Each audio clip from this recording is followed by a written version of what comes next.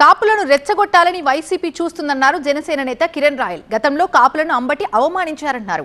లడ్డూ వివాదాన్ని పక్కదోవ పట్టించాలని చూస్తున్నారన్నారు. వైసీపీ హయాంలో కాపులపై అక్రమ కేసులు పెట్టినప్పుడు అంబటి రాంబాబు ఎక్కడున్నారని కిరణ్ రాయల్ ప్రశ్నించారు. ఒకటే చెప్తున్నాం, రాష్ట్రంలో మరొకసారి కాపులపైన దాడికి ప్రయత్నిస్తూ ఉంది వైసీపీ. దాన్ని వాళ్ళే చేసి ఇంకో కులానికి అంటగట్టడం ప్రయత్నిస్తున్నారు.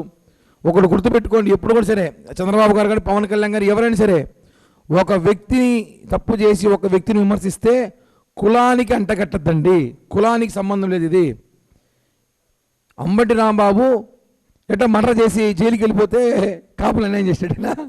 అంబటి రాంబాబు రేప్ చేసి జైలుకి వెళ్ళిపోతే కాపులు అన్యాయం చేసాడనా? చెప్పండి. నీ నోటితోలా నువ్వు మాట్లాడినావు, చట్టం తన పని చేసుకొని పోతుంది. దానికి కాపులంతా ఏం చేస్తారు, కాపు నాయకులు ఏం చేశారు? అలా అయితే మా మీద కేసులు పెట్టించారు, మా మీద మొత్తం రెడ్లంతా కలిసి మా మీద దాడి చేశారు కరెక్ట్ సంవత్సరం క్రితము. ఆ రోజు ఏం చేశారు? కాపు నేతలు మాట్లాడరా? ఆ రోజు నోట్లు పడిపోయాయి మీ కాపులకి.